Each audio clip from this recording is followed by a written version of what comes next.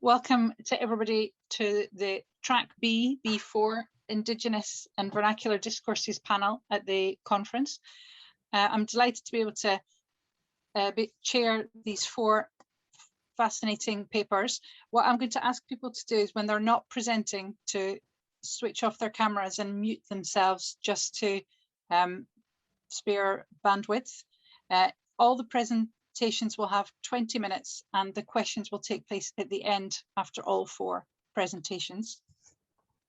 My name is Natalie Brabber. I'm a professor of linguistics here at Nottingham Trent University, and I'm really delighted to be part of this panel. So for the first session in this panel, Omar Al-Hafith is presenting on behalf of himself and Gamal Abdul Monem, both at Nottingham Trent University, and they're talking about the changing culture and traditions of post-ISIS Mosul. Thank you. Hi, everybody. Thank you very much for the introduction. It's my pleasure to be with you today, and I hope you find our research of interesting to you. As said in the introduction, it's about Mosul in Iraq after the ISIS occupation and war. If you allow me to share my presentation now.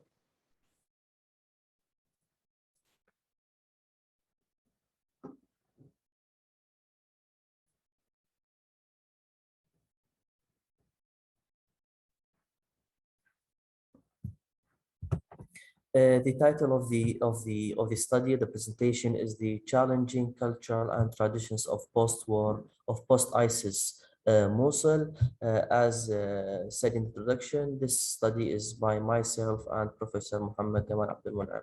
Both we are from Nottingham Trent University. Also, I would like to stress that this study is a part of our ongoing research project on Mosul. The project title is Preserving the Disappearing Cultural Heritage of Post-War Mosul, and it will be my pleasure to invite you all to visit our website and see our activities in the city. In this presentation, I would like to go through 5 main sections. First, I give you an introduction, then I will go to the research aim and objectives. I will briefly talk about the research methodology. Then I will give some details about our results and our main conclusion statement. In regard to introduction, as you may all know, Mosul, the northern city of Iraq, the second largest city and one of the country's most culturally diverse city, witnessed harsh occupation by the terrorist group of Daesh or ISIS between 2014 and 2017. And unfortunately, the liberation war, as we will call it, was devastating. The Iraqi soldiers fought ISIS soldiers from road to road in the dense urban fabric of the old Mosul city. As a result, the city Mosul in general and the old city of Mosul witnessed severe destruction, and that destruction was in its physical structure, and it is on its community as well. In this research, in this study, our aim was to determine the impact of ISIS occupation and the war on Mosul cultural heritage. And when I say that, I mean the tangible and intangible heritage. In this study, we explored, or I will show you snapshots about the impact of that war and that occupation on the heritage built environment of ISIS, and also the impact on the community of Old Mosul as well. In undertaking this study, we have been conducting interviews, semi-structured interviews in Old Mosul, and we have been undertaking ethnographic study in Mosul in addition to architectural documentation. So far in this study, I'm presenting the outcome of 40 interviews and around 8 months of ethnographic study. As results of this study, as I mentioned, Old Mosul witnessed severe destruction, And unfortunately, the recovery projects or the under reconstruction or the reconstruction work is causing more damaging to the city. Because of the large scale destruction in the city, there has been no plan to recover the city, but individual efforts by either professional international organizations like the UNESCO or by individual locals. And as a result, unfortunately, the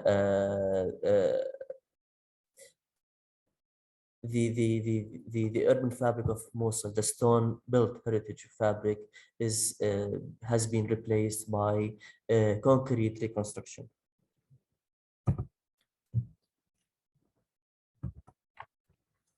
In this slide, I'm showing you the layout of old Mosul urban fabric. And in the it's the legend of the colors show you the still damaged part of that bazaar, the heritage bazaar, the reconstructed part of the heritage bazaar, but unfortunately concrete construction, and the still heritage structure. And as you can see, there is only one building in the whole bazaar that has maintained its heritage structure, and it's a traditional commercial one called Khan el-Gamrik. In this slide, I'm showing you two images showing you the difference between the heritage structure and what is currently ongoing in Mosul. So the upper image showing you a modern building that has replaced a demolished or damaged heritage structure, and the image below is the only heritage structure in the bazaar of Old Mosul.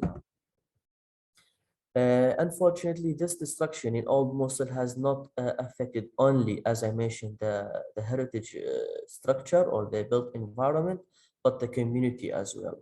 And from our interaction with the community of Mosul so far, we have found that people of Mosul are more concerned about their traditions, their intangible heritage, more than the structures, because they believe that structures can be reconstructed, but the community once gone, it can't be recovered again.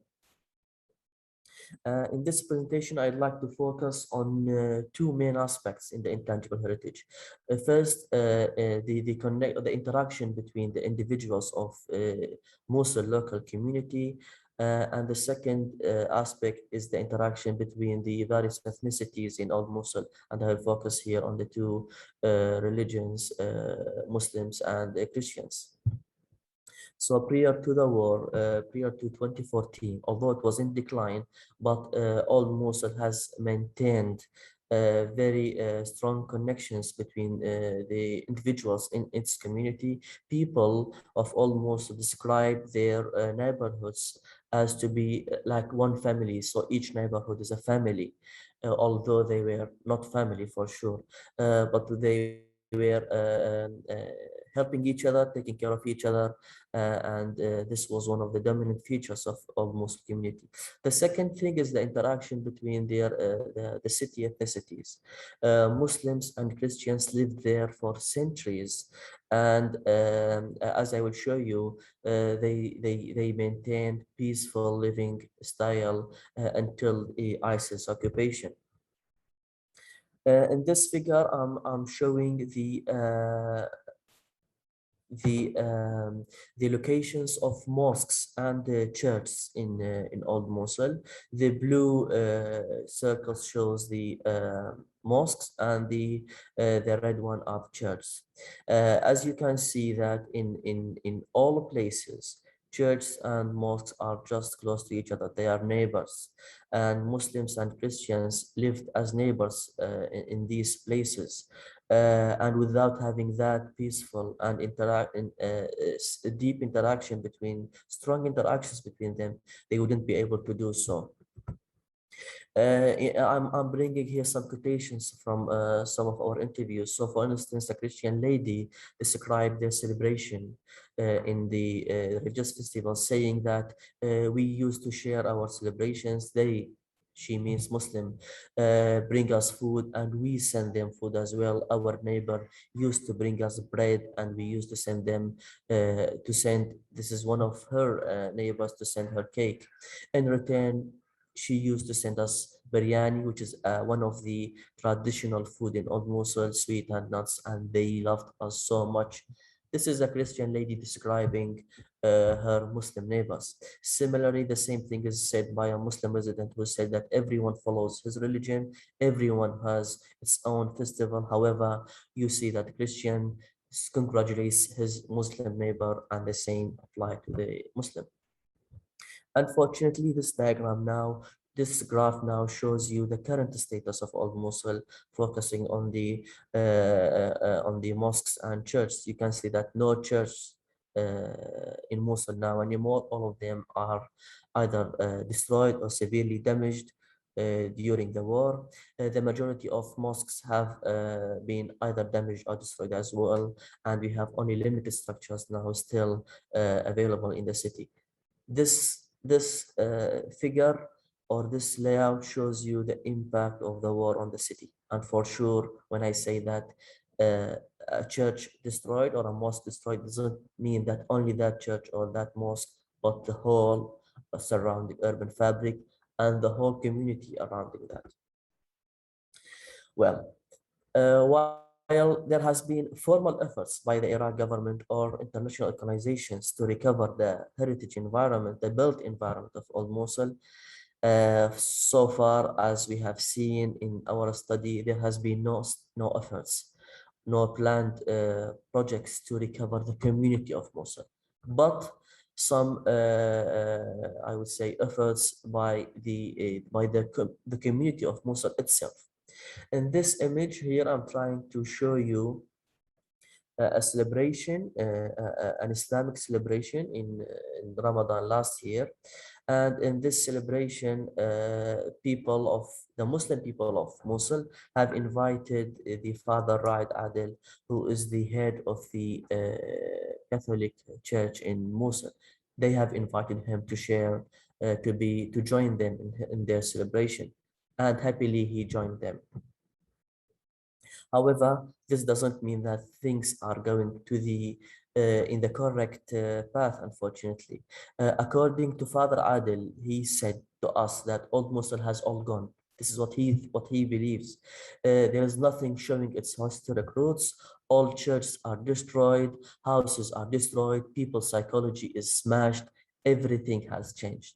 Old Mosul no longer has the flavor of past and previous status because everything has changed and disappeared.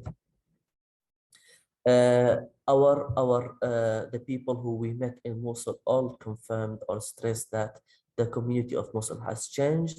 This is a quotation talking about the social ties. The social ties have slightly dissolved as a result of the ISIS invasion of the city in 2014.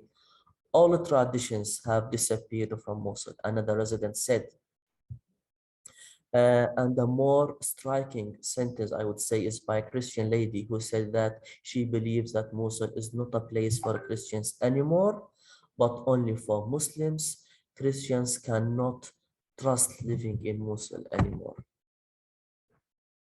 As I said, there is no plan to recover that community or to rebuild that trust between the city ethnicities. If I'm going to conclude with a statement, it is believed by the people of Mosul that Mosul has lost unrevivable or unrecoverable aspects of its cultural heritage and identity. And this is applied to its heritage-built environment and society as well. I hope that this was clear, and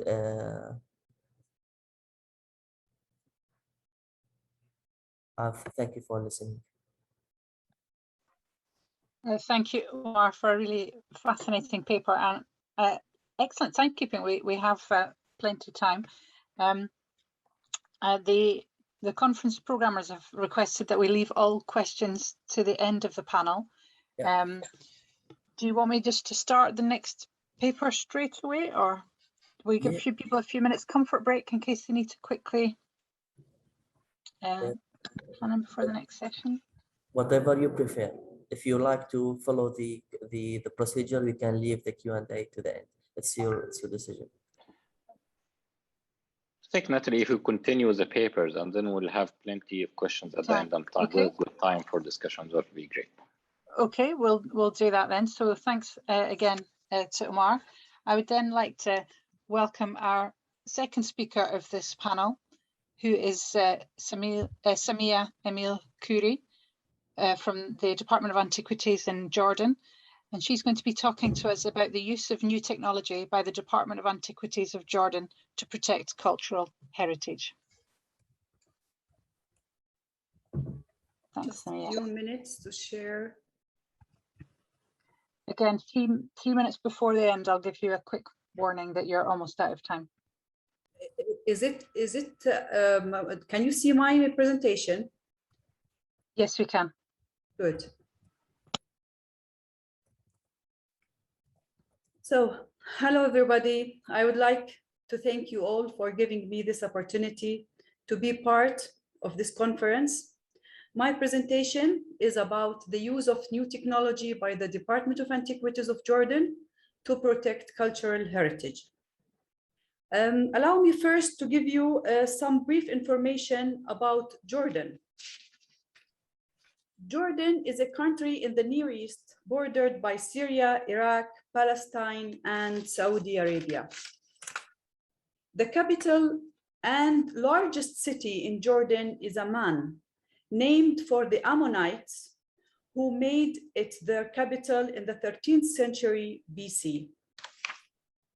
Jordan Desert was home to hunters from the early Paleolithic period.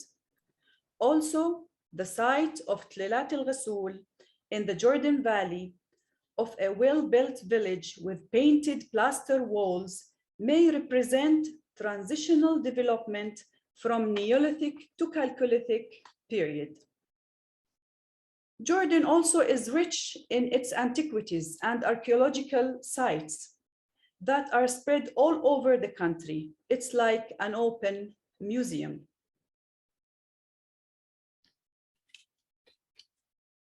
In view of this huge number of archaeological sites, a Department of Antiquities was established in 1923 to protect and maintain all the archaeological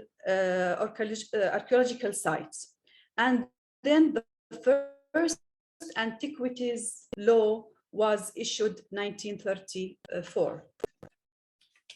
During the 80s and the 90s, various economic and political problems occurred in the Middle East, which increased smuggling and illicit trade in cultural property. Meanwhile, Jordan took measures to protect the cultural heritage by seizing and safeguarding the cultural properties stolen during the armed conflict in Iraq and in Syria. And on the other hand, great efforts have been made through participation and cooperation to protect and preserve the cultural heritage of Jordan. Many objects were seized through customs and border operations from Iraq, Syria, and Egypt. Most of them returned back to their home country, except Syria. And since Jordan is located within a politically inflamed region, new strategies have been adopted to protect and sustain heritage, whether movable or immovable, in addition to the rare documents found in the department's archive since 1923. First, we have here how to protect our cultural heritage, the movable, the documents, or the archive, the immovable heritage. First, I'm talking about the immovable heritage. Of course, it's a term used to define any natural or manufactured objects. And because movable heritage is portable, it's easily sold and relocated. In Jordan, we can find thousands of archaeological objects in museums and storages. The Department of Antiquities of Jordan established about 16th museum, archaeological and heritage museums, which are distributed over the governorate of Jordan, being the living memory of all generations, which the past link the present. When the first museum established in Jordan in 1951, the paper registration was followed by giving each object a national number and accurate description and where the object found, sometimes a black and white picture placed on the record book. From 2015 to 2017, all the artifacts in the Jordanian museums have been computerized using Excel, and then of course it's in Arabic here, and also on the file maker. But based on the continuous effort of the Department of Antiquities to strengthen the partnership to preserve and sustain the cultural heritage, and with cooperation with the German Protestant Institute in Jordan, launched a national documentation project to document and preserve all the artifacts within a special database. The DUJAM project aims to create an archaeological database from the museum management and scientific research, registration and description of the archaeological objects in the Jordan Museum, photographic and 3D documentation of objects, restoration of special archaeological objects, management, storages, facilities and equipments, establishment, a risk management plan, and of course, train the DOA staff. And now the project at the end of, we are going to extend it because it was end last year, and we are going to extend it to distributed on the other museums in Jordan. Also, on the other hand, modern technology has also been used to preserve artifacts through the use of 3D imaging of some rare artifacts, and the museum curator have been trained to use this technology. Allow me to show you an example for the 3D works in cooperation with the Bradford University. Just a few minutes.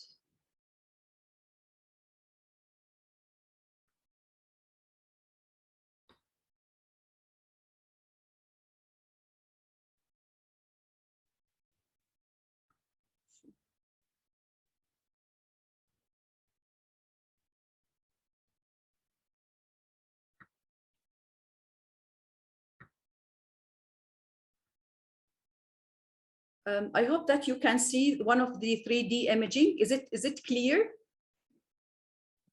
Yeah, we can see an image there. Yes. So this is one of the objects that we made a 3D imaging for. It's Ataragets.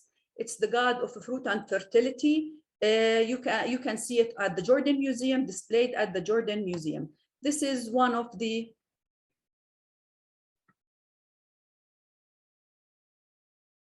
And let me show you the other one, please, so I can stop this one.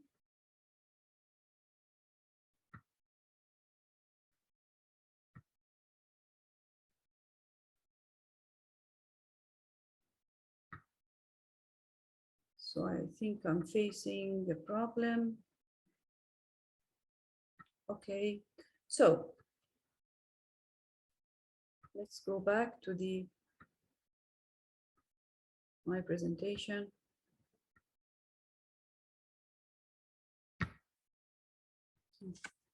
Can you see my presentation, please?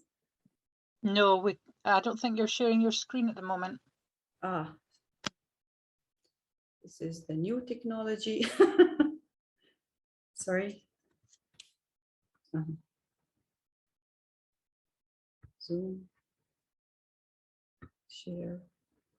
Ah, so maybe I can show you the other one. Now I can understand it here. Here we have, it's a skull from Jericho, about more than 6,000 years before BC. You can see the skull from all the side. So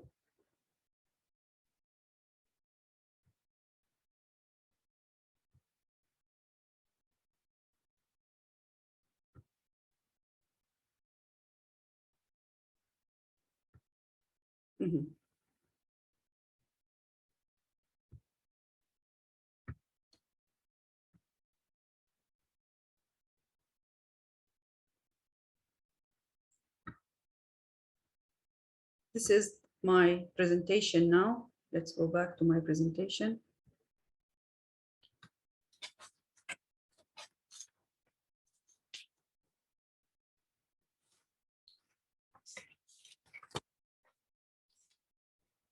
Sorry for that. As for the documentation of an ancient manuscript, a team of workers from the Department of Antiquities start working on the Roots project. The project started in 2015 in order to sort, digitize, preserve, and study hundreds of hard copies of reports and documentation from 1923 up to present, in order to save all the documents and preserve them for the future generation. On the other hand, the so-called annual of the Department of Antiquities had also been computerized from the first issue 1951 until 2021.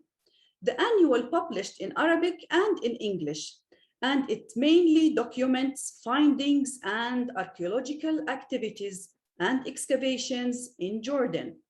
And if you want any information about Jordan, any article, you can go to the link publications.gov.jo to have anything you want to know about the excavation in Jordan. For more as for the protection of archaeological sites, elements, and to inventor and manage them at a national level, Mega Jordan launched to manage and secure archaeological heritage sites. More than 15,000 archaeological sites registered on the program, and about 53,000 elements as well. So, last but not least, of course, I will talk about the use of new technology at the immovable heritage, since it became the focal point of recent researches.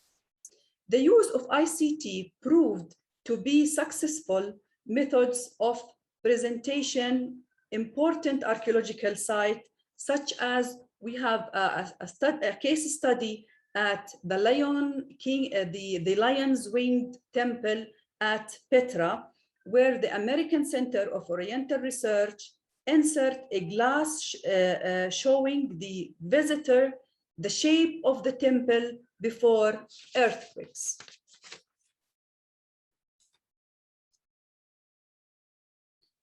Among the participatory projects that aim to preserve and protect archaeological sites and to preserve them from and to present them to the visitors are the Newton Khalidi projects. Of course, with cooperation with UK universities, And due to the lack of time, I will mention two of them: the Living Museum of Qais at North Jordan, of course, with Leeds University, and Mapping Digital Cultural Heritage in Jordan, Madih, with King's Digital Lab. Also, we have another project, documentation project, Athena project for ancient theaters.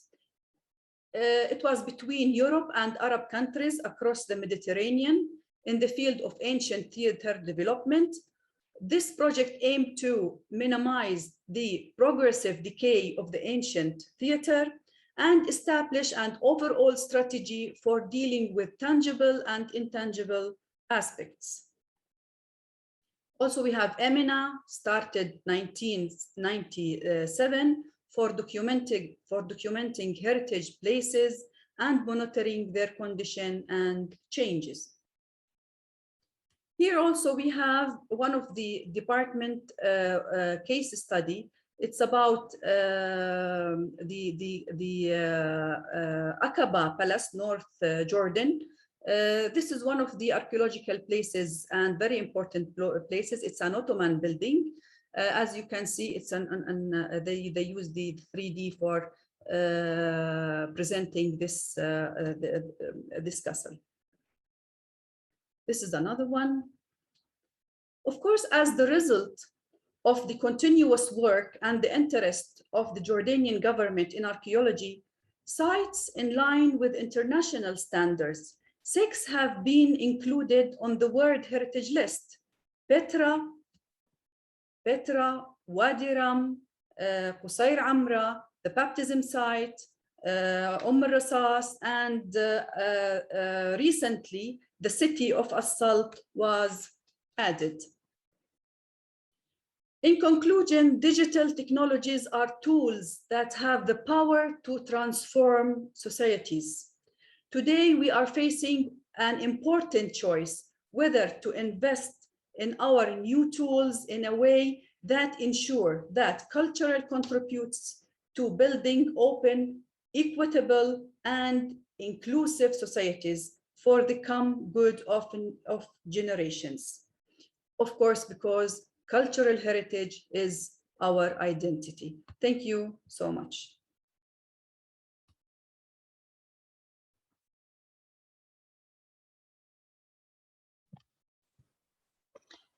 Thank you, Samia, for such a detailed overview of what sounds like a huge amount of work.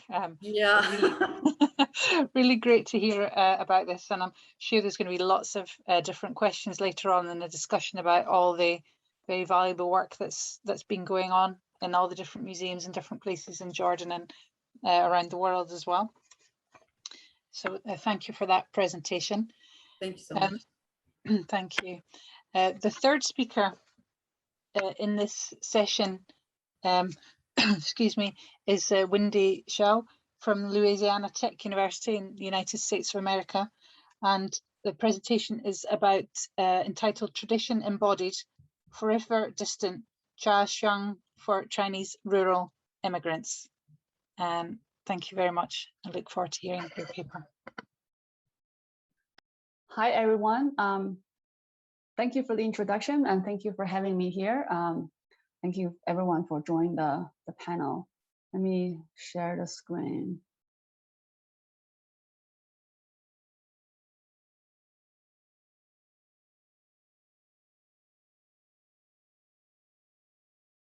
No, everyone can see it. So the title of my presentation is Tradition Embodied, Internal and Distant Jiaxiang for Chinese Rural Immigrants. In rural China, in rural South China, where vernacular settlements are largely linear spaced and where consanguinity kept people from moving around until the turn of the 21st century, one's geographical location is merely extension of one's consanguinity and cannot be separated from it. In other words, bloodlines determine one's tie to a location and affect one's identity and social relations. However, in the last few decades, young rural residents have started to migrate to cities seeking education, jobs, and different lifestyle. As a result, the location a rural migrant is emotionally tied to is no longer the same place where he or she currently lives, or even his or her birthplace. Fei Xiaotong referred this location native place, which will inherit the same way we inherit our family name, since, quote, one's native place is the projection of consanguinity into space, end quote. The phrase native place is the translation of the Chinese word 籍贯 in Fei's original text, which is synonym of 家乡, means the place that one's family has been living for generations. Although both 籍贯 and 家乡 refer to native place, 籍贯 is a rather formal and technical term, and usually used in the administrative context, such as in the household registration system. In comparison, 家乡, where 家 means home or family, and 乡 means rural or native, is a more personal representation of the consanguineous relationship that people inherit from their families. With the increasing number of rural residents moving to cities, the importance of 家乡 prevails, yet at the same time, become a representation of the past and tradition in distance. As part of a larger study that focused on the meanings of home as understood by residents of Yanxia village, Zhejiang province, this paper examined rural immigrants' understanding of meaning of 家乡. The analysis is based on data set that includes photographs taken by residents, focusing on meaningful aspects of their homes and stories behind these photographs that were collected through semi-structures and in-depth interviews. Considering Yanxia village their 家乡, most of these rural immigrants grew up in Yanxia and moved to cities later in life. For these people, living in nearby cities inevitably led to a separation between their residential spaces and their 家乡, and a detachment between their everyday life experiences and their past memories. The experiences and emotions as a result of separation and detachment have 4 significant impacts on their understanding of 家乡, which I will briefly discuss in this presentation. The first one is I call desire for change. For most of these individuals, after living in cities with advanced infrastructure and apartments equipped with modern appliances, they were no longer satisfied with the physical condition of their family's residential spaces. Therefore, they often express a desire for general upgrades to the physical environment of their 家乡. Specifically, they believe that first, change in the built environment is inevitable, and second, new is better than old. The belief that change in the built environment is inevitable derived from one of the traditions of Chinese building practice, which is that it was preferable to replace an old building with a new one on site than to repair the old building. Therefore, these individuals often did not consider the demolition of the old building regrettable as long as it would be replaced by the construction of a newer version of the building supporting the same programs. As Mr. Hu Shen said, quote, there will be nothing to pity if my houses get demolished, since they're going to fall down eventually anyway because they're gradual decay, end quote. He then added, quote, even for a brand new house, it is not like it will never become deteriorated and get demolished. After it's fall down, people can build newer and better ones, end quote. The idea that new buildings are better and represent progress and opportunity is deeply embedded in the national social context.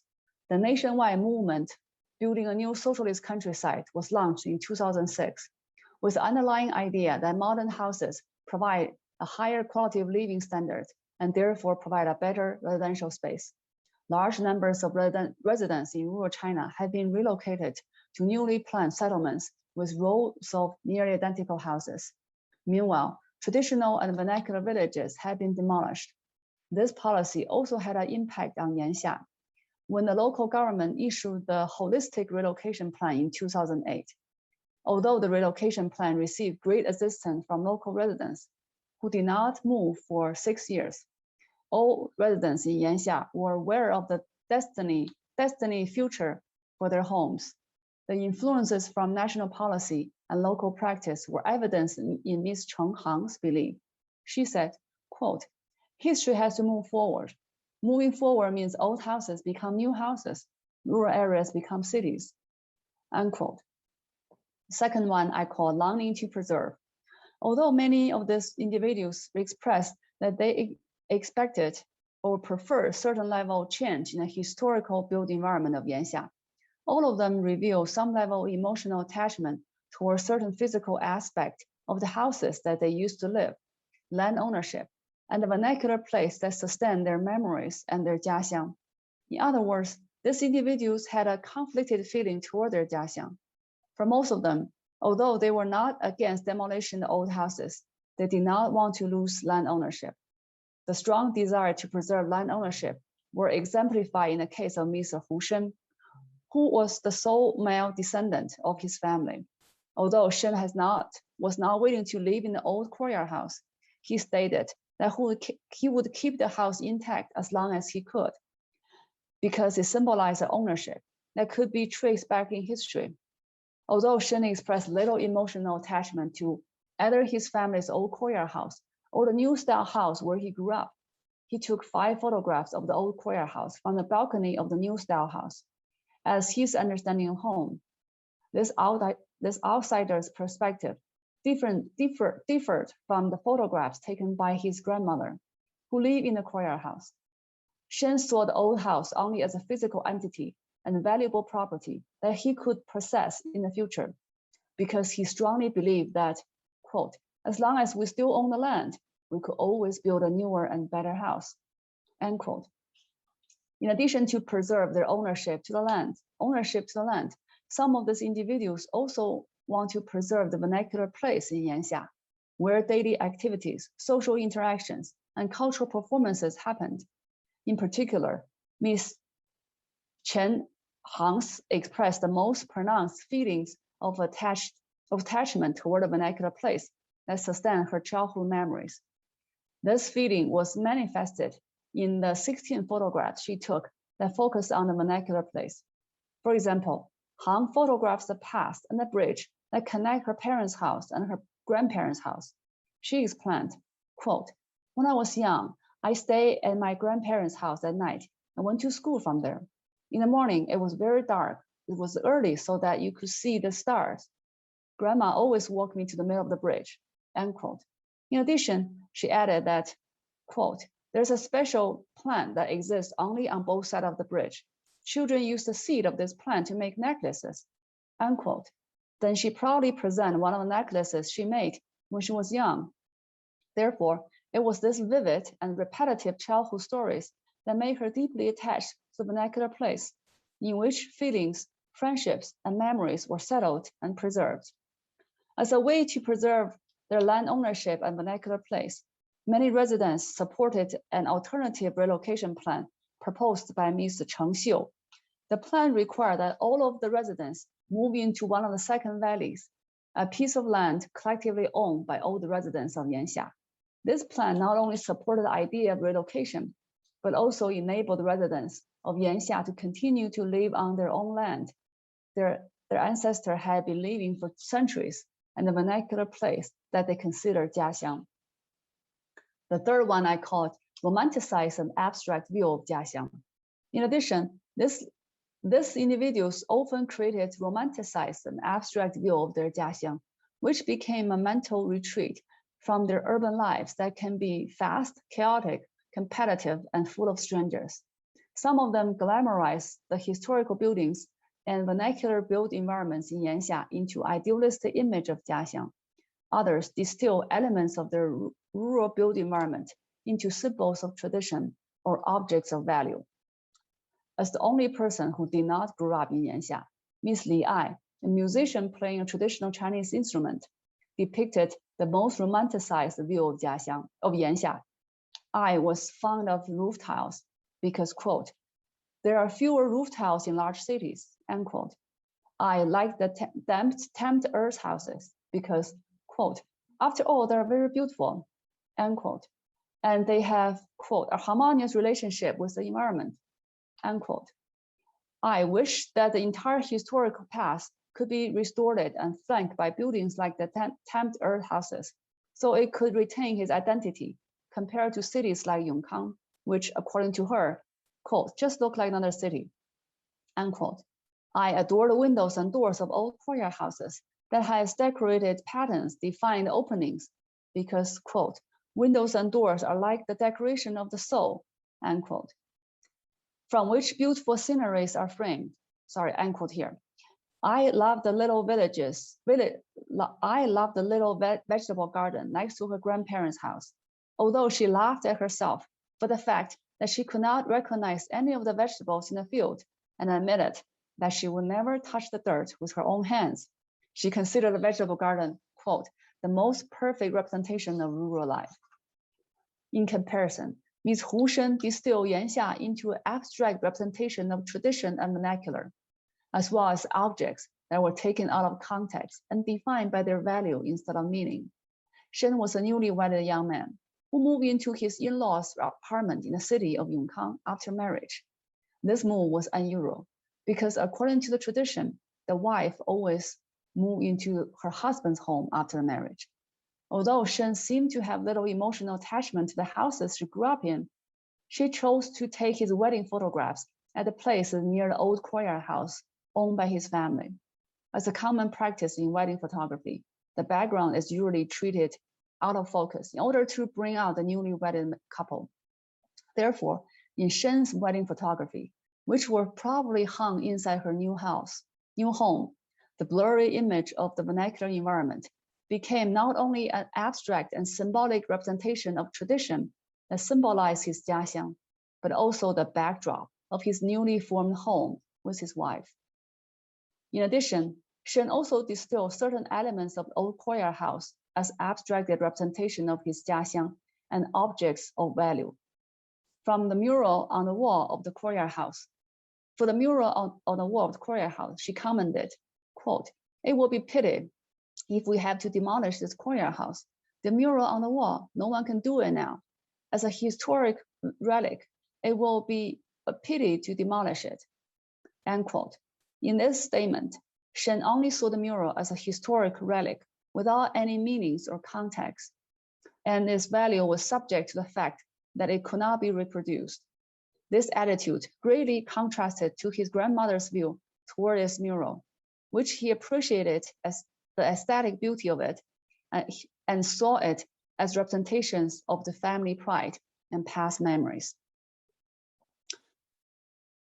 Internal jiaxiang, last one. All these individuals asserted that Yanxia would be their jiaxiang for the rest of their lives. The fact that these individuals were living outside Yanxia at the time of study enabled them to separate their personal residential space from their jiaxiang. This separation fostered the development of sentimental feelings and nurtured a kind of attachment that these individuals had toward their jiaxiang, from which they built their identity and to which they sought to return in the future. In addition, this separation also enabled these individuals to view their jiaxiang from a distance, to experience and understand it as an ideological construct rather than a place, and to cherish it forever even without his physical embodiment. The emotional attachment that these individuals had toward their jiaxiang helped shape their individuals as well as collective identity. They refer themselves the people of Yanxia. Some family members of these individuals also acquired the same identity through marriage and procreation. When Ms. Cheng Xiu's wife talked about Fengyan, she often said, quote, 咱们方言, end quote, where 咱们is a pronoun including both the speaker and the person spoken to. When explaining the reason that she considered Yanxia as jiaxiang, she pointed at her husband and said, quote, because of him, I married him. Therefore, I belong to my husband's family. I started to learn a culture here after I married him. After some time, I naturally started to consider Yanxia as jiaxiang, end quote. The notion that jiaxiang represented return was comprehensively summarized by Ms. Li Bo. By using a metaphor of falling leaves, he said, quote, all the tree leaves always fall back to their roots. When people become older, they will understand this, end quote. In addition, Bo believed that such a return is inevitable because, quote, 家乡 is like a bus station. No matter how far the bus goes, it will eventually return to the station, end quote. When explaining the reason for such a return, Ms. Hu Shen said, quote, in the future, we will definitely take our children to come to visit. and we will tell them that this is the place where we used to live and the place where our ancestors used to live, unquote. In this statement, not only did Shen convey the reason for such a return, that Yanxia was the place where his ancestors used to live, Shen also expressed his desire to pass this tradition to his children, who would have no experience living in Yanxia and who would never be able to experience Yanxia as a lively place. For some individuals, Jiaxiang was more of an ideological construct than a physical location.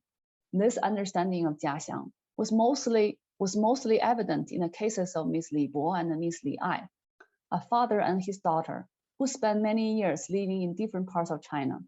Probably because of this earlier experiences of trying to settle down, they both used the concept of roots to explain their attachment to their Jiaxiang. As quoted earlier, Bo used the metaphor of tree leaves to describe his growing attachment to his Jiaxiang. He returned to his Jiaxiang when he aged, as tree leaves that inevitably fell back to their roots. In addition, Bo recognized that the physical representation of Jiaxiang could change depending on context. For example, he said, quote, "Though I have no personal experience, but I think when you're in the United States, China is your Jiaxiang. When I was in Shenyang, it's a city in northern China, Yongkang was my Jiaxiang," unquote. In these sentences, the word Jia represents the ideological construct and the physical representation of one's Jiaxiang. Similarly, for Miss Li Ai, Jiaxiang was exemplified by her family's residential space and enriched by vernacular cultural practices. In other words, Jiaxiang was the embodiment of tradition. To summarize, 2 minutes. Thank you. The analysis reveals that these rural immigrants, although becoming less attached to the physical aspect of the built environment in Yanxia, express strong emotional attachment to the land ownership and vernacular place that sustain their childhood memories. More importantly, this paper argues that the separation and detachment between one's home or family and one's Jiaxiang enable these rural immigrants to not only romanticize and abstract the vernacular built environment of their Jiaxiang, but also develop more dedicated understandings of their distant Jiaxiang as an ideological construct existing beyond its physical embodiment. Jiaxiang as an idea and an embodiment of tradition that remain in distance help these individual immigrants build identities and foster a desire for regular and internal return. Thank you. Thank you so much for that paper. I'm really interested in the concept of identity and place. That was really fascinating to hear. And I think that quote about windows and doors being like decorations of the soul is my favorite quote of the week so far. That's fabulous. So I'd like to welcome our last speaker in the session before we can move on to the discussion. I'd like to welcome James Cloninger from Motif Corporation in the United States. His paper is entitled The Applied Vernacular. Thank you. Let me just find my slides.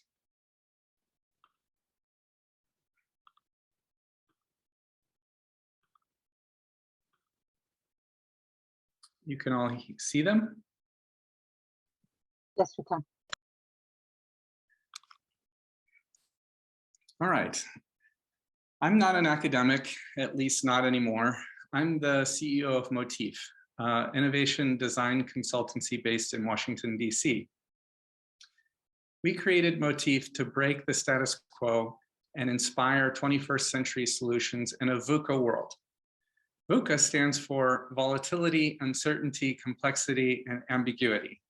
It describes the situation of constant, unpredictable change that is now the norm in most industries.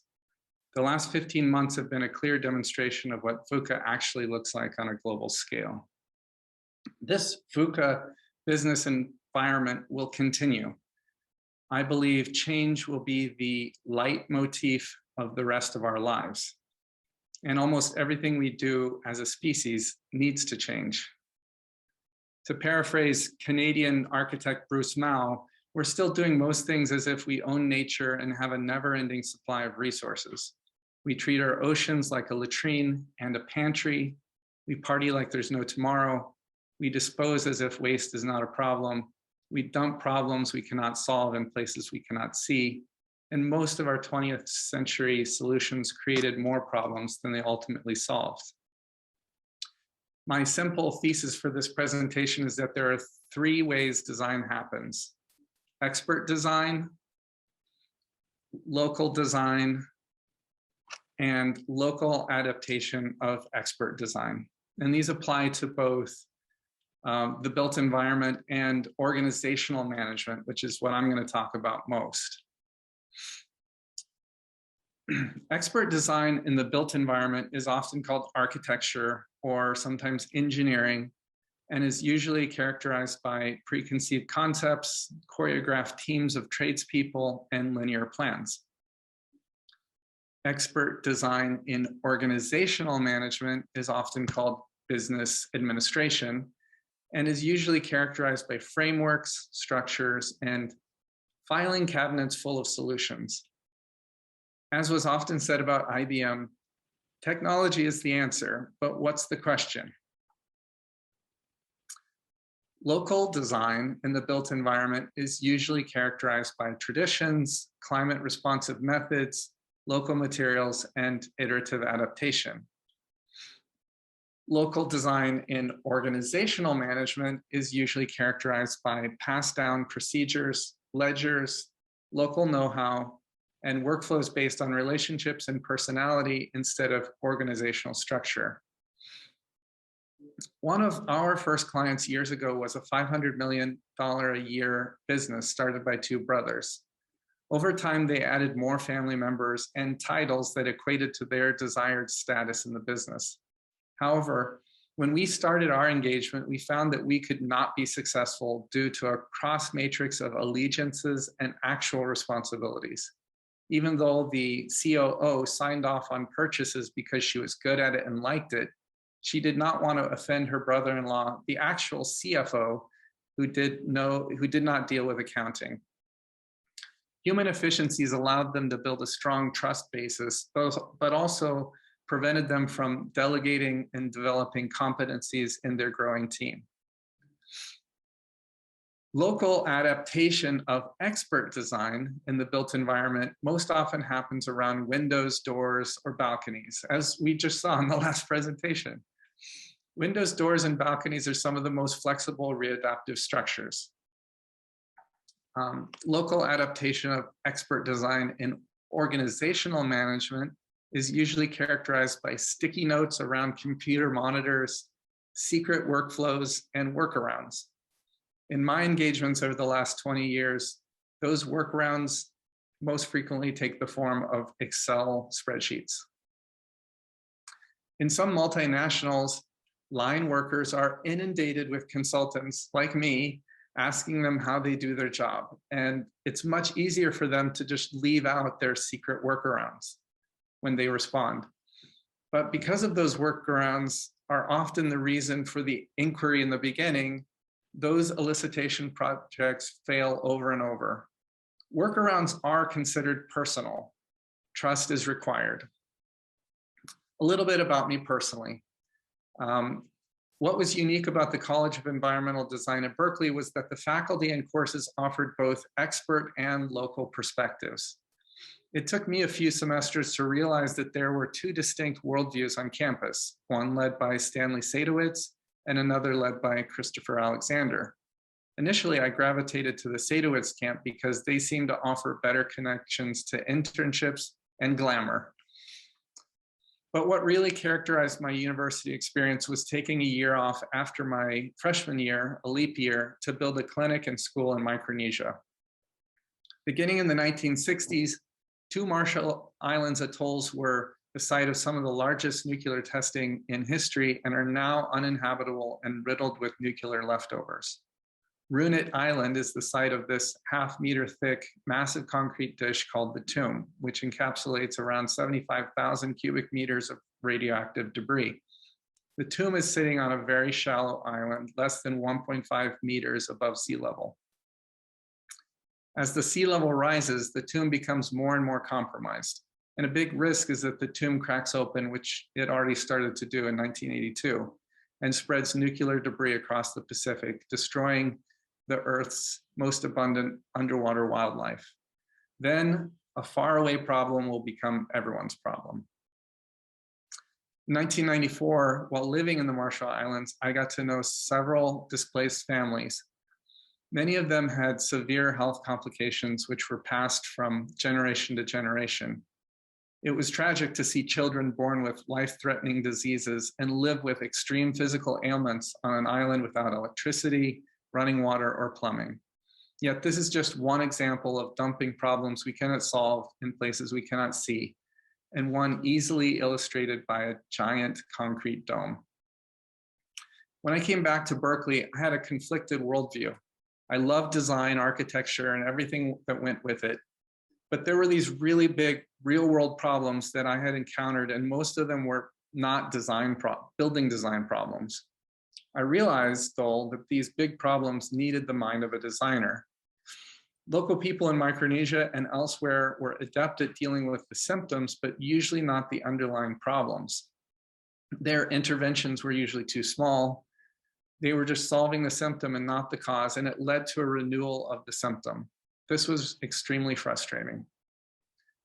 When I enrolled the next semester, I unknowingly gravitated to courses leaning towards the Alexander camp, including courses with Hayo Nice, who I think is attending this conference, I hope.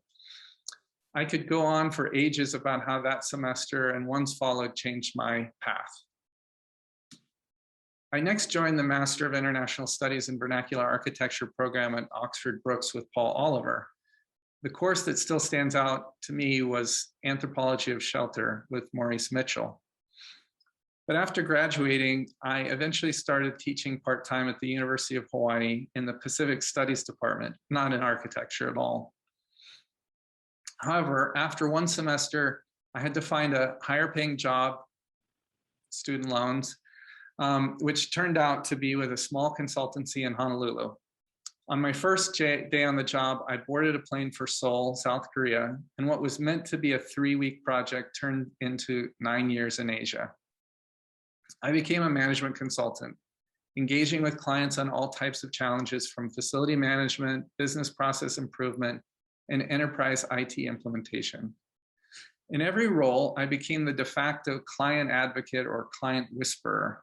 Surprisingly, nearly every engagement involved design of some sort, and nearly every engagement involved some form of ethnography. Eventually, these skill sets became known as user experience design and user interface design by the broader industry. But like most other management consultants in those years, I got certified in activity-based costing and Lean Six Sigma. Tools and corresponding certifications like these were a boon for consultants because they offered a filing cabinet full of solutions to reduce inefficiency and eliminate errors. For context, by the late 1990s, about 2/3 of Fortune 500 companies in the world had begun Six Sigma initiatives with the aim of reducing costs and improving quality. But for me, Six Sigma exemplified the climax and end of the mass production age.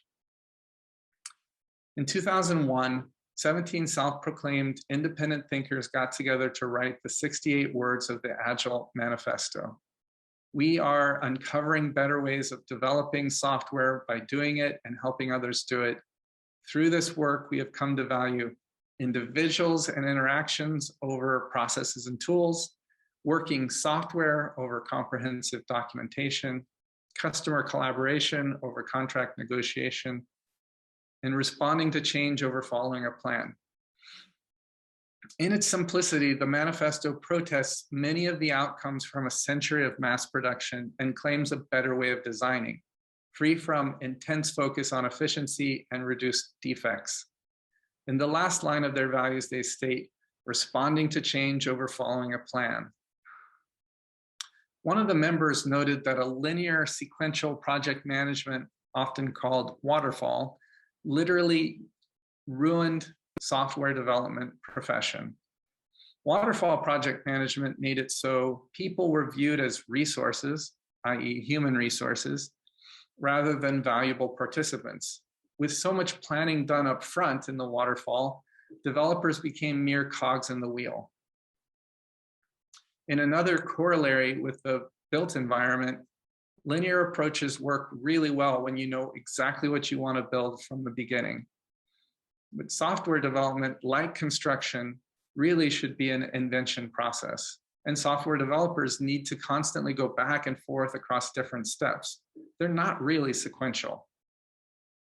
What unites agile projects is that they seek innovation, allow for changing on the fly, and are incremental, not sequential. I have seen firsthand the fundamental difference that Agile provides in delivering the highest quality, nuanced, customized solutions. Agile gives the ability to adjust and change course. And paired with a human-centered approach, Agile is truly differentiating. The 20th century was a triumph for mass production, as I've been talking about. Almost every industry, including management consulting and environmental design, achieved some success by creating a limited line of products that met just enough user needs to achieve mass market appeal. In management consulting, it meant filing cabinets full of solutions. Mass market appeal meant that every consumer sacrificed some need or desire in order to buy products and services that were widely available at reasonable prices. Local conditions and local preferences were subordinated. Mass production originated in manufacturing, but the impacts were felt in every industry. Now, in the 21st century, mass production is giving way to mass localization and personalization. Instead of convincing a larger share of a local geographic market to compromise and buy a product or service that they barely want, today's marketing approach is to convince a smaller share of a much larger geographic market to make fewer compromises and buy just what they want. Local tribes on an international scale, facilitated by virtuality. Local is more relevant than ever. We need to change the script. And when it comes to designing solutions, and adopt a mindset of an artist with a vision, or a scientist with a hypothesis, or a local designer responding to local conditions. Human-centered design is a philosophy and a set of concepts that believes users, constituents, patients, voters, learners, or consumers are the best people to design and inform the design of products, services, systems, and experiences that address their own core needs. One of the challenges of human-centered design, though, is that most people who experience a problem don't think like designers or artists or scientists, and instead they see challenges as the status quo and not an opportunity for improvement. So we need mindsets, tools, and coaching to help everyone to get out of their boxed-in mindsets and think laterally. How might we do something different? So we started Motif to be experts at facilitating, guiding, and mentoring local people. We thought the world needed an approach that would be both top-down with expert perspective and bottom-up with local people and insights. I'm calling it applied vernacular. In our current work, we are supporting new perspectives looking at different kinds of challenges. The major issues that societies are facing in the world, like hunger, pollution, education, health, and security. Applied vernacular requires adept skills at listening, recognizing biases, and self-awareness in order to work with people in local locations and support them in gaining perspective and digging deeper to find root causes of major issues. Experts coming in and telling people what to do is really paternalistic, and it doesn't work. Experts usually don't understand the local culture and local conditions in sufficient depth. Experts don't understand the abilities, skills, and real needs of the people they're trying to help. But there are really creative people in every community. And if you go there, you will usually find people who already have creative solutions to the challenges they are facing. However, as I had seen in Micronesia, local people can only solve the symptoms usually, and not the underlying root causes, especially when it comes to major issues. So if you just solve the symptom and not the cause, again, it leads to the renewal of the symptom over and over. We propose to combine experts and local designers. Instead of recommending solutions, we believe our experts should be facilitators, guides, and mentors. We need an approach that's top-down with expert perspective and bottom-up with local people and insights combined. This method has to differ from community to community around the world. It is not mass-produced. It is not streamlined. As we dive, you've got 3 minutes left. Thank you. As we dive deeper into the 21st century, the methods that involve deeper interaction with diverse voices are gaining steam, such as human-centered design. The change directive itself is changing. In most cases, especially for my clients, change no longer means how to reduce defects or deliver outcomes just in time for mass production. Today, the tools of localization, customization, and empathy are supplanting the tools of mass production. Digitalization has made local cultures stronger. Global actions are judged by local values more than ever. Global organizations win today by adapting their strengths to local cultures. In the 20th century, local insights were mostly ignored. But for the last 20 years, more than ever before, listening to and understanding people has been critical to business outcomes. At Motif, we leverage and develop a growing toolkit of skills and methods to give a voice to silent partners. Our calling card is unscripted reverence for whatever outcome will achieve the fullest acceptance from the local people that will use, be most impacted by, or are the target for the outcome. The best design is based on a voice. Applied Vernacular gives a voice and a way of leveraging human and earth data to the strategic design process. As Julia Marks Barfield said earlier today, we need to change everything. We must do things in parallel with nature and recognize that we have limited supply of resources. We must dispose as if waste is a resource. We must treat our oceans like a sanctuary and a pantry. We must party like there is a tomorrow. We must gain more insight about places we cannot see. And most of our 21st century solutions must solve more problems than they ultimately create. How can we do this? We must think in parallel from a multitude of perspectives as expert guides with a thirst for discovery, a reverence for local knowledge to design solutions for the most pressing challenges of our day. Thank you. Thank you so much, James, for a really powerful and thought-provoking presentation that rounds off this panel perfectly. So we've had lots of issues around change, destruction, identity, place, belonging, communities. I'm sure we all have lots of different questions. Just a few things before we start. First of all, I'd like to thank Omar, Samia, Wendy and James for their such a wide range but all equally fascinating presentations. To allow for the best discussion, there's different options on Zoom. There is a chat. If you look at the bottom of your screen, you can click on chat where you can ask questions, and Omar and I will be looking at the chats to check if you do have any questions. Also at the bottom of your screen, you have a button that says reactions. There you can raise your hand if you want to ask a question to one of our panelists. If you would like to do so, you could switch on your camera and obviously your mic if you have a question.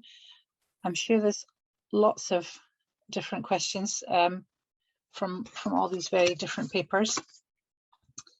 I see if first of all, I have a very odd internet connection, so Omar is ready to take over if I get kicked out, as I have been about 4 times already the meeting. But I see that is it Maze or Mice? Apologies if I've pronounced your name incorrectly. have Yeah, a it's question? called Maze. Maze, thank you. Yeah, thank you. I have a question for James. And first, I would like to thank him very much for the very interesting and powerful presentation. And I liked a lot that it bridges the gap between practice and theory. And this is something we don't often see. And it presents a hand-on experience on how design process is happening. I have a question. So I like that you deal with people a lot, and I work in projects, but it's about nature-based solutions and like community development. And what I see in common is the use of informal planning, where you really count on co-design and co-production and co-implementation of these projects. And I would like to ask, do you have plans for all kind of developments, or are you engaging? Do you engage some kind of activist, like from the local community, in the design of these spaces? And my other question is, to what extent this kind of co-design process is enforced by legislation and regulations, or institutionalized. Sorry, trying to say the right word. Yeah, to what extent this is institutionally supported?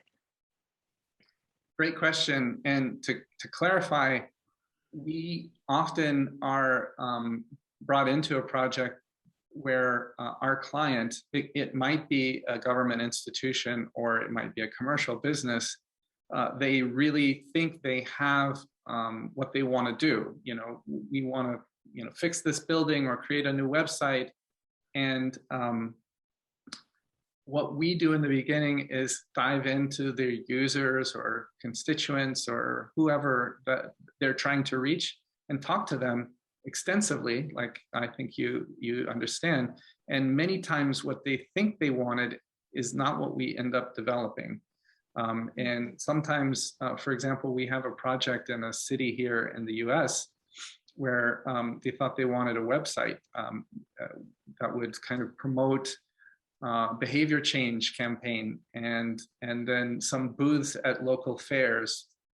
We've been engaged with them for 2 years. We've never made a website and never done any booths at local fairs. So when you listen to people, it's very difficult because every designer comes in with their own ideas, just like the client. But if you really listen to people and let them guide you, it can go many different ways.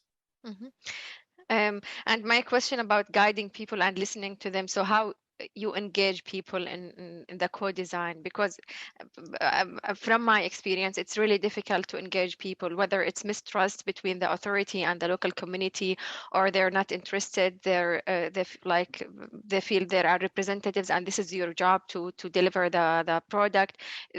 Regardless the reason, there is challenges in engaging people. So what do you think the best or the most successful tool to engage people? I personally, we don't have like a toolkit for this, but what we talk about all the time is every single counterpart, we have to develop trust with that person and talk to them about what they personally need. Maybe it's like, well, this is a fun conversation, but I'm just trying to pay for my kids to go through college. And some other totally different thing comes up. And we don't have to solve that other problem, but remembering what is top of mind for them and being open to talk about it usually builds that trust gap. There are some people, like I kind of hinted at in the presentation, that they've been bombarded with consultants every single year. The regulatory body or the owner of the businesses, go and survey them. And so they're very jaded and used to that. And so it's important to forget about what you're trying to ask for first and just develop that human connection. I think that's it. And it's very hard, but that's our answer. Mm-hmm. Thank you.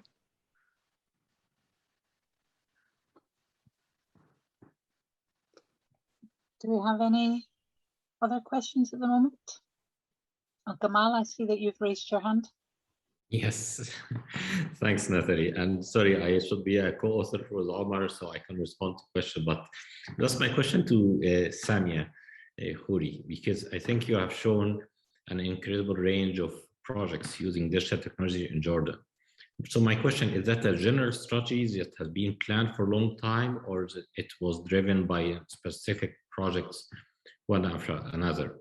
So what is the overall vision and the long-term plan behind those projects? Actually, we have the DOA strategy, and every 5 years, the Minister of Tourism and the Department of Antiquities, they met, and also the stakeholders, and they made the 5 years strategy. But the projects and our cooperation with the other, we have a relationship between Jordan and the other institutions, just like the German, the American. It's from years, more than 50 years or 60 years. So we usually work on projects just like the German one, and also the ACOR also. We usually have projects between the department and those institutions here in Jordan. So every year we have lots of projects, documentation projects, because we need it in Jordan. We need this kind of projects, because the financial things in Jordan, it's not that much, and we can't do this work alone. So we need someone to support us. And as usual, our friend from all the countries, they usually also they prepare the strategy with us. So what kind of projects we need for the 5 years, they help us as usual. Thank you.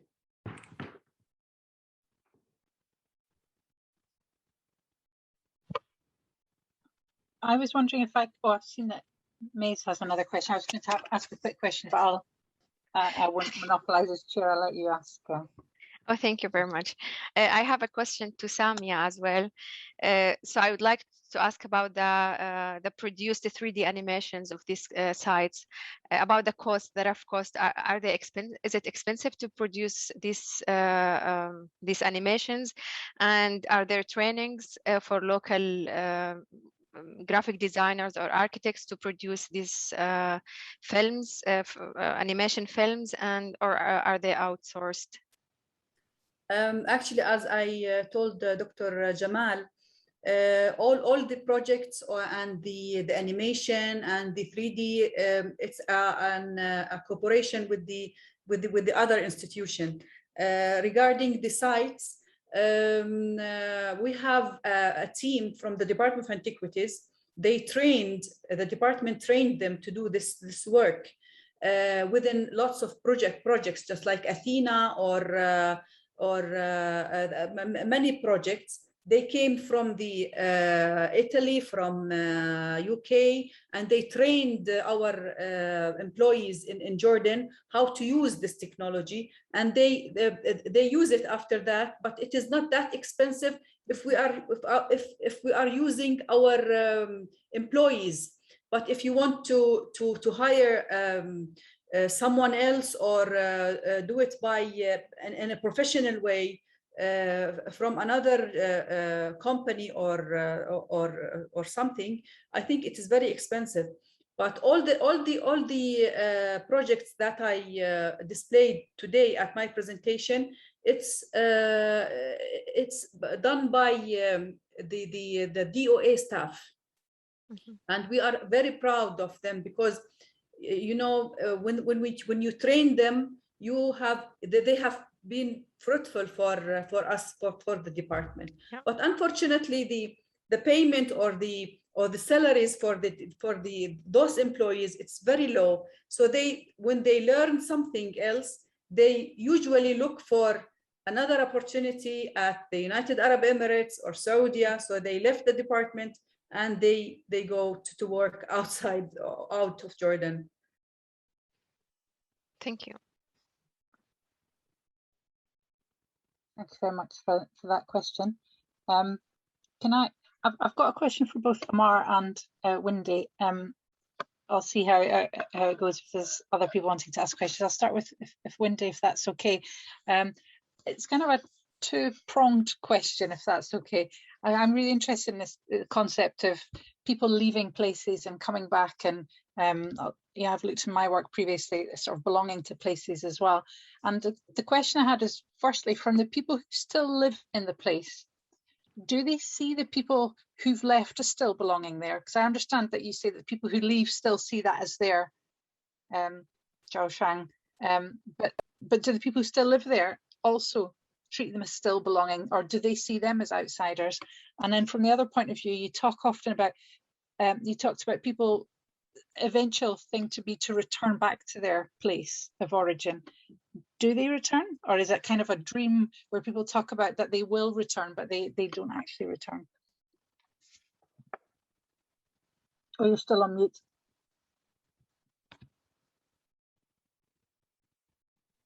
Sorry. Yes, those are great questions. So the first one, yes, the people who live there, they do think the people who left belong there because those are their children, those are their relatives, those are people they know. They watch those kids grow up, right? So I was in a conversation with a young or middle-aged man. I was asking him, so where's Jiaxiang? And then before he tried to answer, his mom immediately answered, said, of course it's here. He just went back to have lunch. And so from the parents' perspective, the village their kids grew up is always the home or the native land for them forever. And do people eventually return?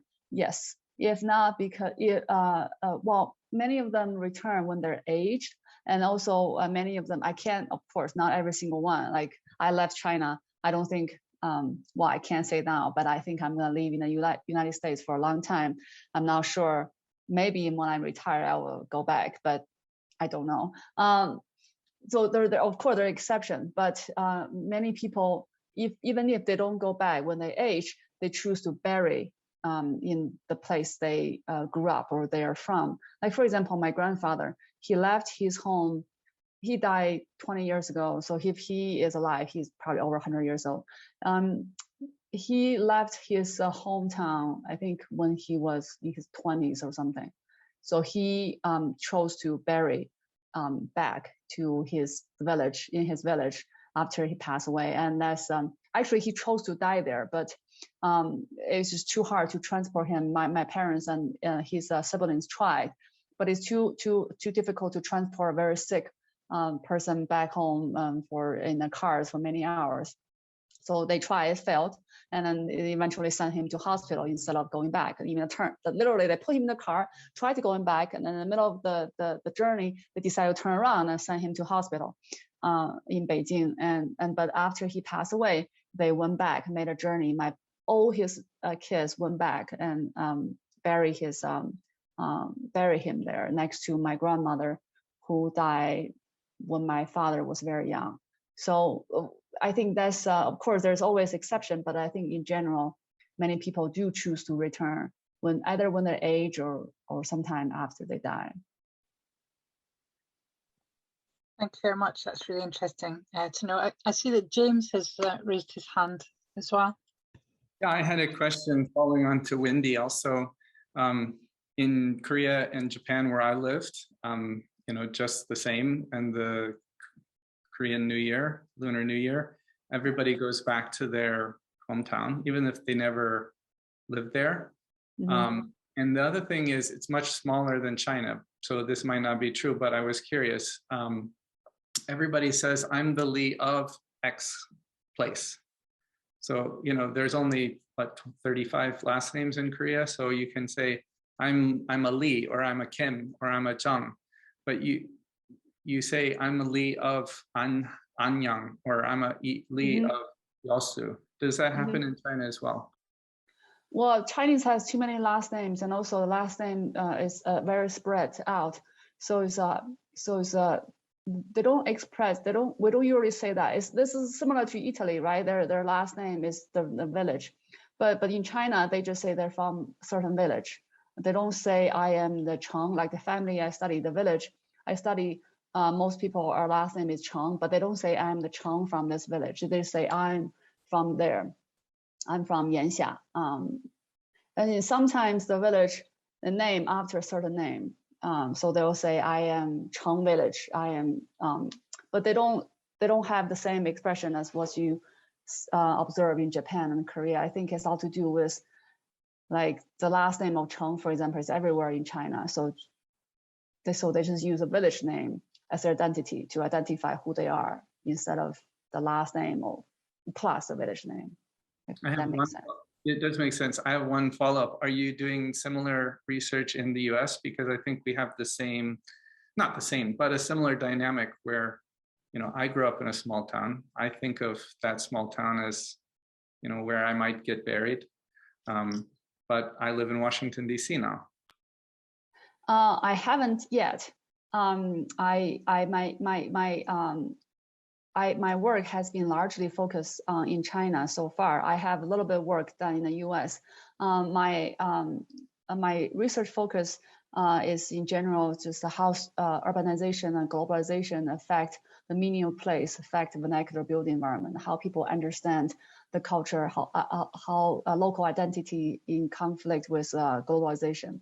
So, but I started my work in China. This work is part of my dissertation, and I kept working. I've been working on this village since 2007. That's before I started my PhD program, and then I started my PhD in 2010, finished in 2015, and I've been working, continuously working with them. And I just finished the book manuscript. So that's what I present is an abstracted version of one of my chapters from my book. So after that, yes, my intention is to expand my work to other territories, including US, of course, but I haven't done anything like that yet. I did some study on shop houses in the West Coast, but about the continental cultural exchange between China and the US, you know, how building represent identity. Yeah. But I'm very interested in what you have been doing and your approach. I think that's very important. I don't know whether you're familiar with another group called EDRA, spelled as Environmental, EDRA, Environmental Design Research Association. And they, their main thing is to human-centered design. And so a lot of the research, people presenting their work are focusing on human-centered design. Maybe you could check it out. I think that there are a lot of people there doing, advocating and doing what you are doing. And then what Mais asked about the question about trust, about doing the work. I think I was thinking, when you asked the question, I was thinking when I was doing my work, I remember one of it's developing trust with the local villagers, very difficult. It's challenging in the beginning. As I said, I've been working with them since 2007, and my last trip was 2019 before the pandemic, so it's been over 12 years. I mean, they know me very well now, but at the beginning it's difficult. I remember was a scholar said to be an ethnographer is you have to first put your paper, put your notebook and your pen aside. You cannot just try to be an ethnographer first. You have to try to be their friends first to develop friendship and trust. And then you can be an ethnographer and ask them questions, and they will trust you and tell you things. That's I have a great personal experience on that, because in the beginning it's just hard, but after a while they see me coming back every day. They start to develop a trust, and they start to tell me stories, and they start to show me things they never even show to their kids, and tell me stories that the kids don't know. And I remember one conversation I had with this young woman, like I said, that musician, and I told her her family story, and she was like amazed. She said, "I can't believe an outsider telling me my family story that I don't know." So anyway, that's just my reaction to one of the questions about trust. I think that's maybe one of the difficulty things when a designer, a team try to go to a village with a local group, try to do work for them, but we're only there for a day or two, or for one focus group interview. It's hard to get answer from them because they don't know you. But if you are willing to spend your time, spend weeks there and or months there, and you will get what you want. But in the beginning, there's talking to strangers a little bit difficult. Thank you. Thanks, Wendy and James, for that, and congratulations, Wendy, on your monograph. That sounds like something that would be great to read. I see that Maze has raised her hand as well. Yeah, thank you. I have a question to Wendy, since you mentioned that she listened to many stories and to many people. So you said you covered in your topic about the identity and cultural heritage. And my question to you, since you listened to many stories, to what extent were you loyal to your original theme or topic versus changing your topic according to like some striking fact you collected from listening to people's story? So this has been your topic from the beginning, or you think there have been other emerging topics that changed your focus? Well, when I first started, I was interested in. I think I was always interested in studying the meaning, to understand the meanings of home. But the outcome, the findings. So I did a pilot study, like when you do a PhD program, you have to do a pilot study to test your method, see whether it works or not. And then so I did a pilot study, and then the result came back astonishing. The result was, so I give them single-use camera. That's after they know me for many years. Like I said, I started to work with them in 2007, and I started my PhD in 2010. So I did my pilot study maybe 2012.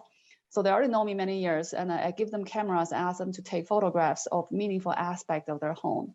And well, I would imagine, I would see photos of homes, but or physical environment. But when the first small pilot study came back, I saw most of images are focusing outside the building environment. That was shocking. Focusing on the rural settlements, focusing on trees and bridges, and I talked to them. Their stories start to evolve. It was very fascinating. So I didn't in some way I didn't change my research question or my topic, but the outcome did. I guess I did go there with some kind of presumption because I'm a trained architect. I'm a licensed architect, but the outcome changed my mind. About just open up my understanding of my mind about what their understanding of meanings of home. And then when I talk to them, that's why I say it's semi-structured. I don't have a list of questions I have to cover. I have a couple of questions to start a conversation, but mainly I just ask them to talk. I let them talk because I showed them the photograph they took and asked them, what is that and why you want to take that? And then the photographs kind of lead the way. So they just start talking and I just start listening. Even if they talk about things that have nothing to do with my research, I'll let them finish. I'll just sit there listening. I spent days talking to one participant, and I'll come back another day. And like I said, it's a relationship I developed with them. And yes. So I guess I hope I answered your question. So sometimes they drift off topic, but that's okay. I just won't use that data as a part of my dissertation, but I will listen to that, and it's still very interesting and fascinating. Okay, thank you. Thanks, Maze. That was a really interesting question here. If I can quickly pop in with a question for Omar, because it's something I've been wanting to ask him. Throughout all the papers, we've seen a real strong connection to community and sort of community identity and belonging. And in your paper, you made a really interesting comment where you said that people were more worried about losing their cultural traditions than actually losing buildings or things. I was wondering if you could expand just a little bit more on that, because that's a really powerful idea that means more. Yeah, if I give an example, I think it has been a bit of a famous image of destroying the Al Nouri Mosque, the largest mosque in Mosul and the oldest one in the city, and the landmark of the city. And this was at the last day of the war, I believe. When I asked people about that mosque, they were all sad about losing the mosque. But then instantly their next comment is that We know that this mosque could be rebuilt, but what about the people around the mosque? They have all gone, and how can we get them back? We have a new generation of people, of young people, who have got a new values, new ideas, new thoughts. How can we change their ideas now? Even if we rebuild the mosque, and this is applied to everything in the bazaar of Mosul, in the marketplace, the traditional marketplace of Mosul, people have been rebuilding their structures. But what about, for instance, handicrafts? They have all gone. The handicrafts that have been in the city for centuries, they have all gone. We only have like imported items from China and everywhere from the world. These aspects have disappeared from Mosul, unfortunately, and people are concerned about these things. They think that they can't be returned. Yeah, those sort of intangible aspects of culture are so important to this, to communities. And as a linguist, I look at a language as well as being one of those intangibles too. Exactly. So yes, I'm really, that's really important insight there. Kamal, I see that you have your... Yes, just I'm trying to extend on this point a little bit, Natalie, if that's okay. Having worked with Omar on this project for some time, I think one thing is about the conceptualization of heritage. It's just this kind of comparison between the tangible and intangible. And I think once it comes to the statements that have been made in Mosul, it's much more than, for them, it's much more than the cultural heritage itself. It's about the livelihood of people. Because as Omar mentioned, that those buildings that when disappeared, they disappeared the crafts and the places where those crafts have been developing for centuries, have been handed down through generations. But what's important is just how they are connected to the local economies, how the livelihood and ecosystem of trades and crafts and making and the buildings, that old buildings that needed those crafts to be really sustainable and renewed or maintained on a regular basis. So there's an ecosystem in Mosul that is center for trade that effectively have lost its mechanism of operation.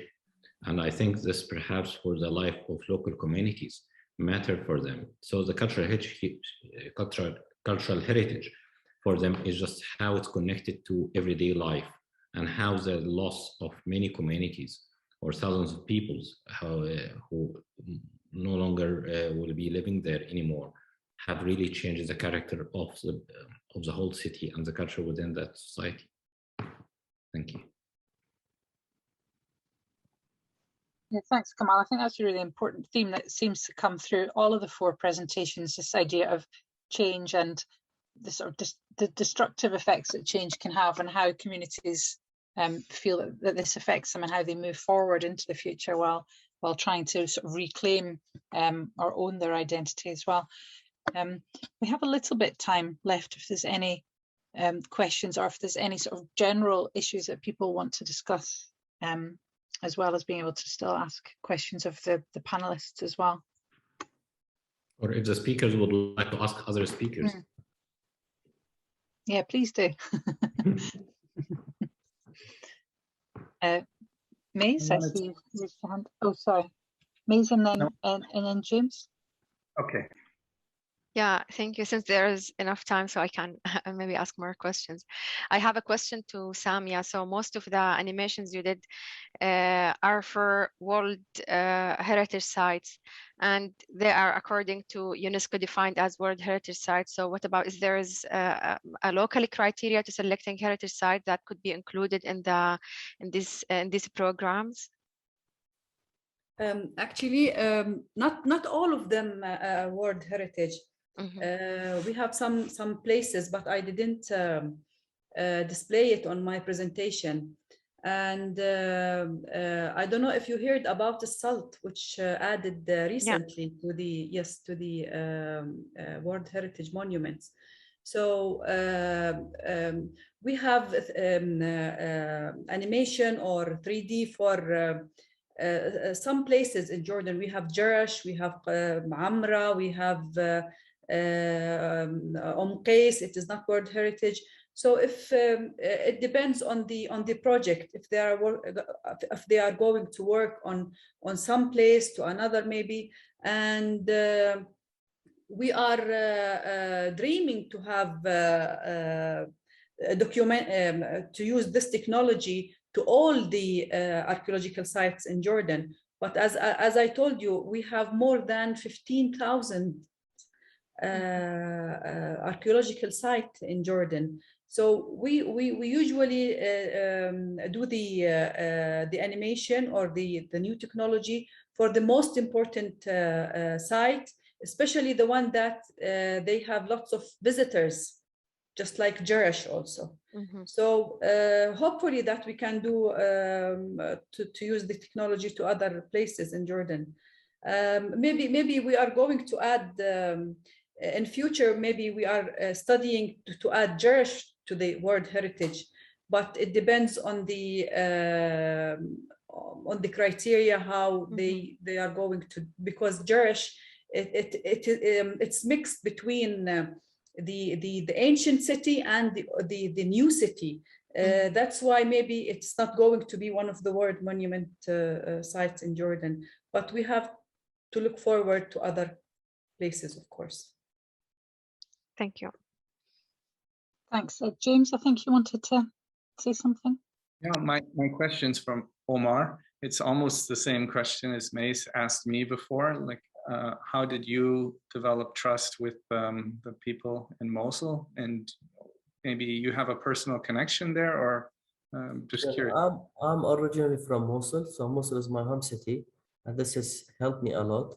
But in addition, I spent around 3 months in Old Mosul doing the study myself. Although I'm not familiar, let's say, with the craftsmen there, I don't know them. I was a bit of a stranger for them at the beginning.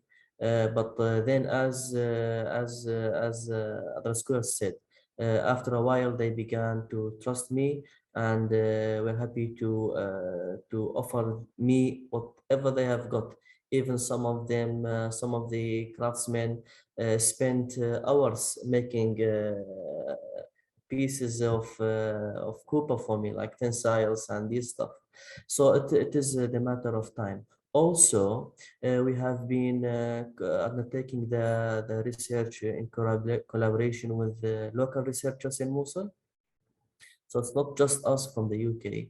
We have now around 40 early career researchers and students from Mosul University collecting data for us of about different aspects.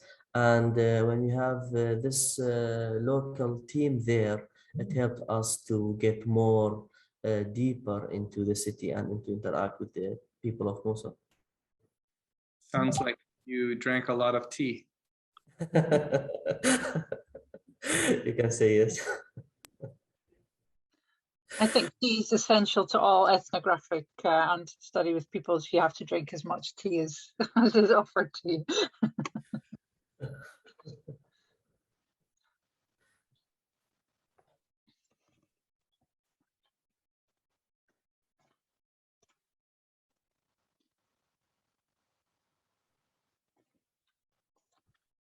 Do we have any? I think we've got just a couple more minutes, which is obviously the death knell to any session. If you see we've had a few more minutes, but don't be shy if there's any questions that you wanted to ask. Can I ask a quick question of James? I don't know if this is something that you can answer, but I'm just curious to see how you think. So I was really, completely agree with you about this idea of the symptoms and people dealing with the symptoms and not the causes, and obviously your idea of the best way to move forward is to collaborate and to work together, and I just wondered how you envisaged something like that happening sort of globally, worldwide. Sorry, big question, but it's such a huge issue, I think. Yeah, I don't know the answer, but a term that we use a lot is the IKEA effect. And it's the idea that like IKEA furniture, if you build it yourself, you value it more. So IKEA is quite successful on a global scale. Maybe there's a way to scale the IKEA effect. I don't know. That's kind of what we talk about. The IKEA thing's interesting. I don't know if this is worldwide, but IKEA has a current new advertising thing happening in the UK, which is all about sort of environmental work. And they say this, they always give an example of two extremes. One way you can help the environment is building your own wind farm, or you can fix a chair that you have. You know, so they are obviously trying to deal with this. I don't know if that's happening globally, but that's certainly sort of the approach that they're taking in the UK at the moment. And I think they're actually offering that you can bring in your furniture and exchange it if you have something that's broken. So yeah, maybe the IKEA way's the way forward.